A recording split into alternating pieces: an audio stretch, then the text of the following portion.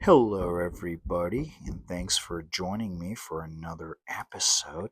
Today's video is a little special because it was actually requested by one of my incredible subscribers, a fellow collector who goes by Dutch Diecast Collector. It all started when I was watching and commenting on one of his videos. I check out one of his reviews and I left a comment, and he suggested that I take a look at this model since I usually focus on more in-depth historical style reviews. So here we are today, and honestly I'm really glad that this one was brought to my attention. This model turned out to be a great example of what makes collecting so enjoyable.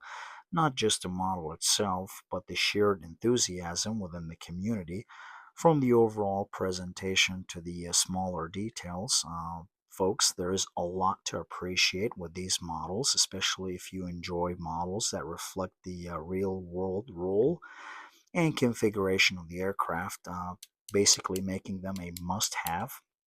And this is a great reminder of why I enjoy making these videos, being able to connect with other collectors, share recommendations, and of course explore models I may not have picked up otherwise. And it really adds, shall we say, adds another layer to the hobby.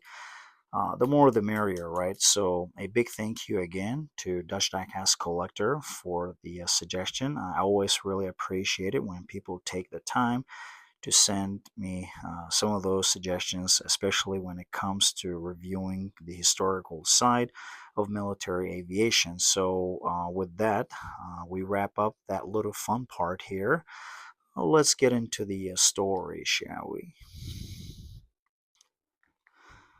The story of the F-16 and its relationship to close air support, often framed as an attempted replacement for the A-10, is not just about aircraft, but about philosophy doctrine and the uneasy balance between technological progress and battlefield reality. It's a story that spans decades, shaped by changing wars, budgets, and the people who rely on the air power when things go wrong on the ground. When the General Dynamics F-16 Fighting Falcon was conceived in the 1970s, it was never intended to replace the Fairchild Republic A-10. The F-16 was born out of the lightweight fighter program, emphasizing agility, speed, and air-to-air combat performance. It was designed to be a nimble, relatively affordable, and capable of dogfighting in Soviet aircraft. The A-10, on the other hand, emerged from a completely different requirement, the need for a rugged, survivable aircraft that could loiter over the battlefield and provide direct support to troops under fire. Where the F-16 was sleek and fast, the A-10 was slow, heavily armored, and built around its iconic GAU-8 Avenger cannon. Despite their very different origins, the two aircraft would eventually be drawn into the same conversation, one that revolved around whether a fast multi-role fighter could take over the gritty, dangerous mission of close air support. Now, some of you might be wondering, what is the close air support? Well, I'm glad you asked. So, close air support, or CAS, is unlike almost any other mission in aviation. It requires aircraft to operate at low altitudes, often within the range of small arms fire, anti-aircraft artillery, and portable surface-to-air missiles. Pilots must identify targets in a very complex environments, coordinates closely with ground forces, and sometimes making a split-second decisions where the margin for error is a razor thin. However, the A-10 was purpose-built for this thing. It could absorb damage, fly low and slow, and remain over the battlefield for extended periods. It all comes down to its titanium bathtub, which protects the avionics and, of course, among them the pilot. And its redundant systems allow it to survive hits that would have basically down other aircraft. So basically, the A-10 is built to take hits, while the F-16 is designed to avoid them. So at this point, what shifts the entire sets of priorities here. The F 16, by contrast, was not designed with these priorities in mind. It had speed instead of armor, altitude instead of loiter time, and precision guided munitions instead of a massive cannon as its primary close air support tools.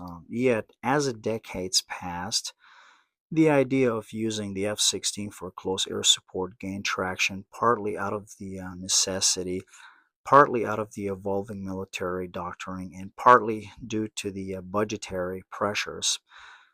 So, the end of the Cold War marked a turning point with the collapse of the Soviet Union. The massive armored battles that the A-10 had been designed for seemed less likely, so defense planners began to question whether a single-purpose aircraft like the A-10 was still necessary, but multi-role fighters like the F-16, which could perform a wide range of missions, uh, which basically appear to be more efficient on the paper.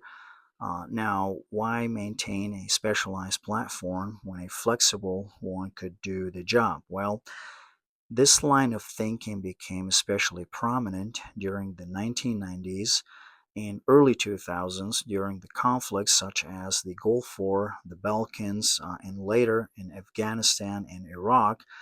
The F 16 increasingly took on close air support missions equipped with targeting pods, advanced sensors, and precision guided bombs.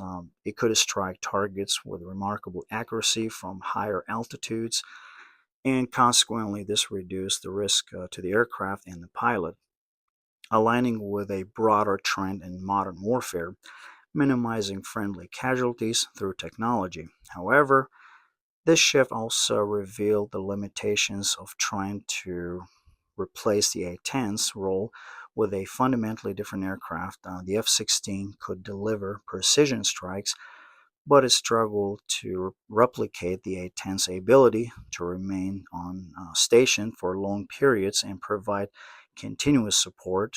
So closer support is not always about a single strike. Often it is about being a present, circling above the troops, responding to the changing situations, and sometimes making a repeated passes to suppress the enemy fire.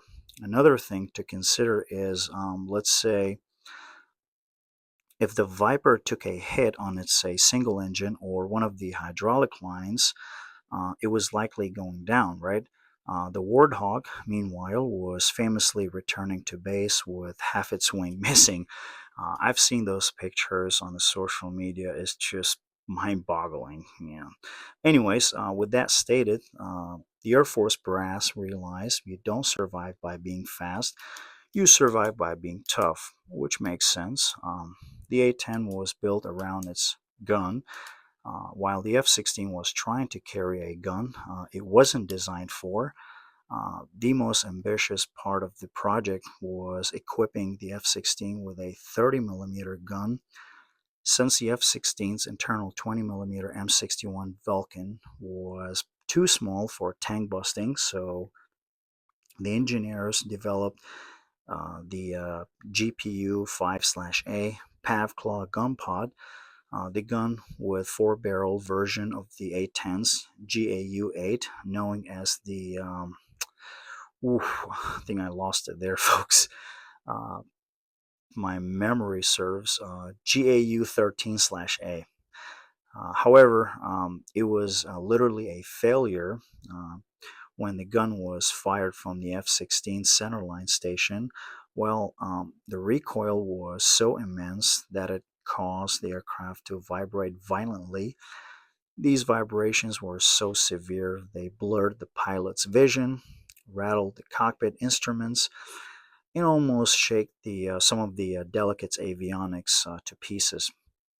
Unlike the A-10, where the gun is rigidly mounted and aligned with the center of the gravity, the pod mounted on the F-16 was inherently unstable. So during the first Gulf War, the 174th Tactical Fighter Wing with the New York Air National Guard deployed 24 F-16s equipped with 30 millimeter gun pods. Also, they were redesignated as the F/A-16s.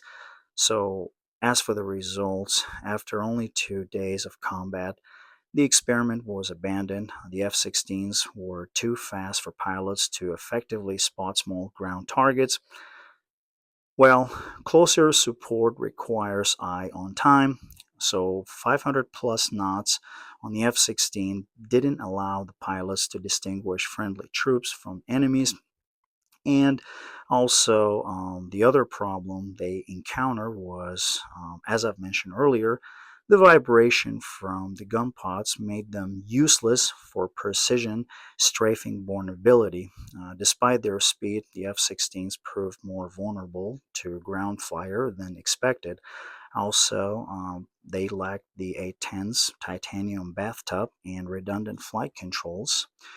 And folks, if we follow this story further, it becomes even less about a simple replacement and more about an ongoing argument inside military aviation, one that never fully goes away, that the deeper we look, the more we realize the F 16 versus A-10 debate is really about two competing ideas of how wars should be fought.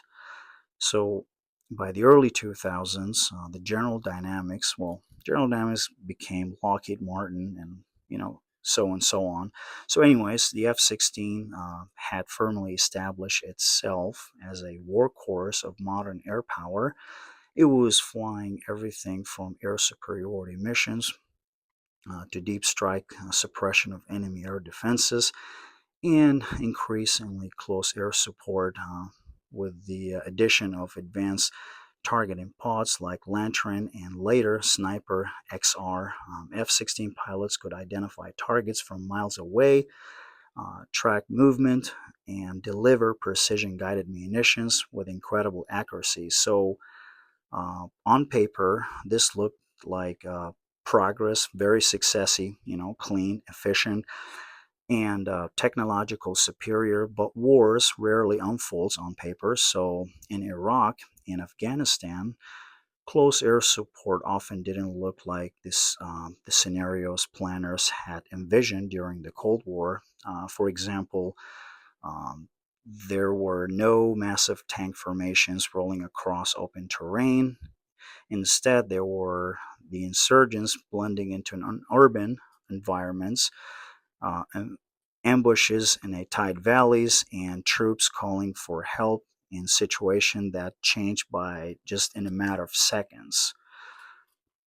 In these moments, the differences between the F-16 and the Fairchild Republic A-10 became very real. The F-16 pilots could arrive quickly, strike with precision, and then move on. But close air support is not always about speed. It's about persistence. Troops on the ground often need an aircraft to stay, to watch, to deter, and to be ready. The A-10 could orbit for long periods, sometimes talking directly with the ground forces, basically building a picture of battlefield that evolved over time. It wasn't just delivering a firepower, it was providing basically a presence for the troops. Also, folks, there are countless accounts from soldiers describing the sound of the A-10's GAU-8 cannon as something unforgettable, not just because of its destructive power, but because of what it meant. Immediate visible support, the F-16 dropping a laser-guided bombs from altitudes might achieve the same tactical effect, but it lacked that same visceral connection. While hard to quantify, became a recurring theme in discussions about the close air support effectiveness. Another layer to this story is survivability, but not in the way people often think. The A-10 was designed to survive hits. It could fly with damaged engines, lost hydraulics, even missing parts of its wing. The F-16, while highly capable, relies more on avoiding threats through speed, altitude, and electronic countermeasures. So, in a high threat environment with the modern air defenses, this gives the F 16 an advantage, but in a low intensity conflicts where threats come from a small arms and portable missiles, the A-10's ruggedness becomes incredibly valuable. Even today, the debate continues in quieter forms as technology advances, autonomous systems, AI assist, targeting network, warfare, etc., etc. The question persists: can a technology fully replace human element in close air support, or there's something about being physically present over the battlefield, seeing with a human eyes and making a decision in a real time that cannot be replicated? This story of the F 16 and close air support doesn't end with a conclusion. It continues with every mission flown, every exercise conducted, and every decision made about the future of air power. It's a story shaped not just by engineers and generals, but by the voices of those on the ground who depend on that support when it matters most, right? And perhaps that's the most important takeaway. So in the end, the measure of the any close air support platform, whether it's the F-16, the A-10, or something yet to come, is not just how well it performs on the paper, but how well it answered a simple urgent call from below when someone called on the radio saying, "We need help now." We need you now. I mean, right now.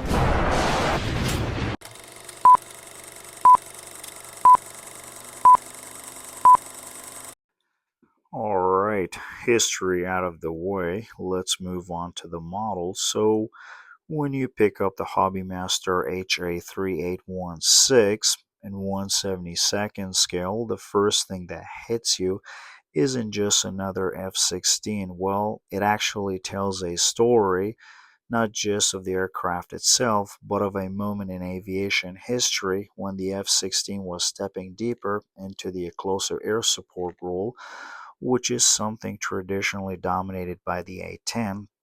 And somehow Hobbymaster managed to capture that idea in miniature form in a way that feels surprisingly authentic. So right out the box, the model gives off that familiar Hobbymaster presence.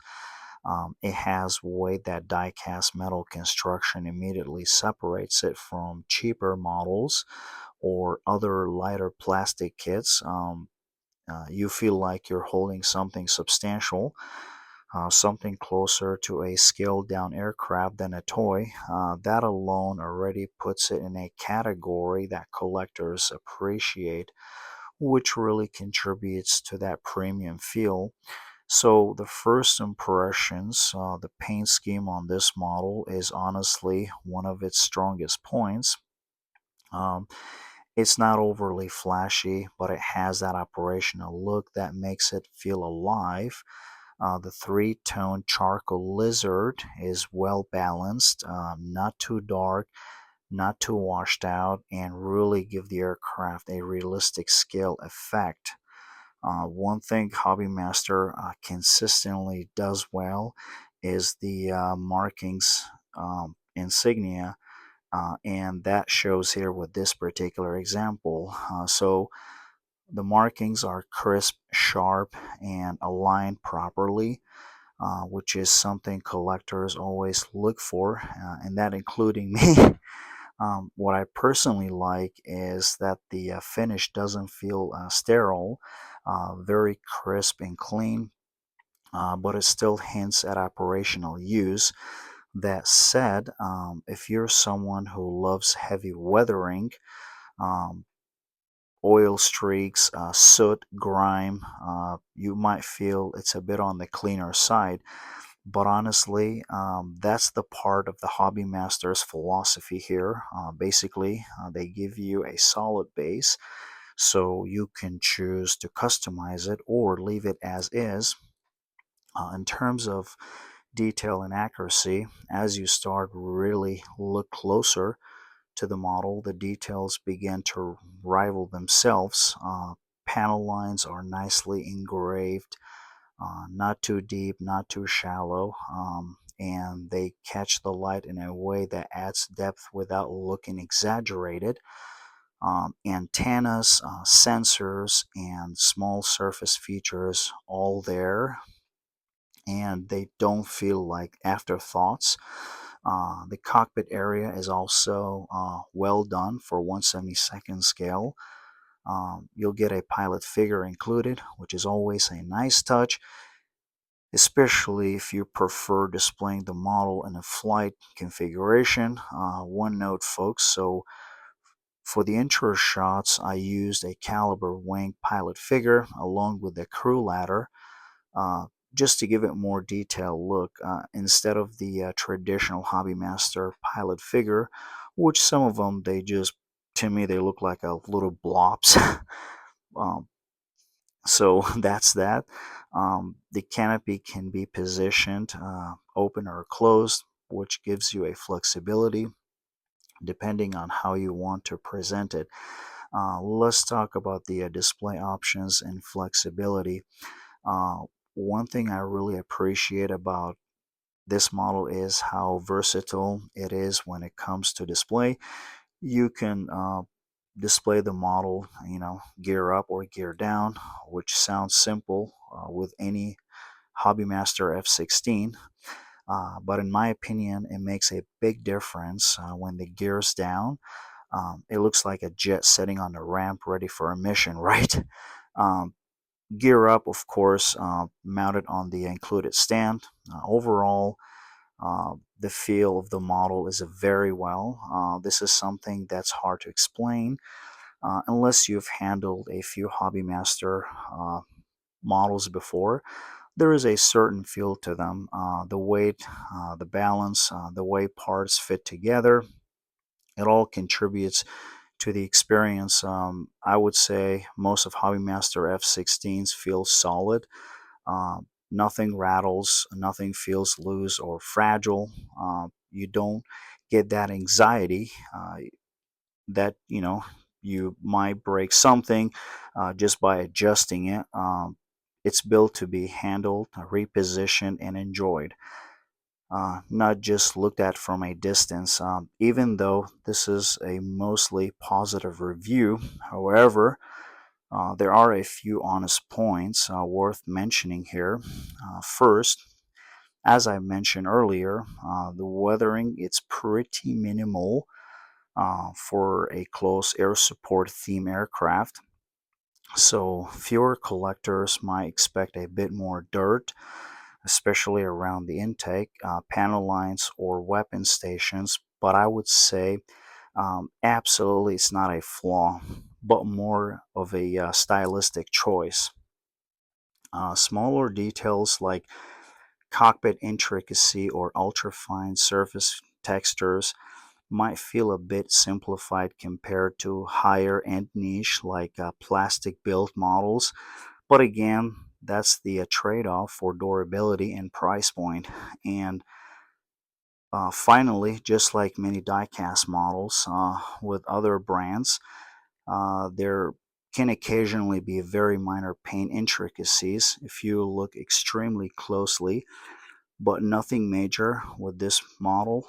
In terms of armament, the model's armament includes a 2 AIM-9 sidewinders for air-to-air missions, plus 3 external fuel tanks and 2 AGM-65 Mavericks air-to-surface munitions. Also, you'll get an AN ALQ-131 electronic countermeasures pod. However, the model does not come with the GPU 5/A PAVClaw gun pod, um, which was used in the test. Well, that's fine. It's not the end of the world. So overall, the loadout is appropriate to the aircraft's role, and it's well detailed. So, final thoughts. Overall, this model is one of those models that grows on you the more you spend time with it. At a first glance, it's a solid F-16, but the more you look at it, the more you start to appreciate what it represents, a multi-role fighter stepping into a role that wasn't originally its own. It adds something different, a different vibe, a different story, and that's really what makes it worth having. It's a model that doesn't just look good, it means something, especially if you're into the whole close air support evolution story. The only real downside to this model is its availability. So I did some digging on the secondary market prior to this review, just to see the status of the model. And I did find one for sale, and it was listed for $350. I want you to know it's not worth $350 for 1/72nd scale, which is pretty crazy to me. Um, I bought this model a very long time ago. If I recall, I paid uh, less than $100, and now seeing the price is three times more. If you had jump at the time and tell me this model would be worth $350, I would think you're out of your flipping mind. But here we are. We're living in an inflationary times. So yeah, that's really the only flaw here. So I'll leave it at that, folks. Thanks for watching. If you found this video enjoyable, please remember to like and consider subscribing. Until next time, have a great, great day.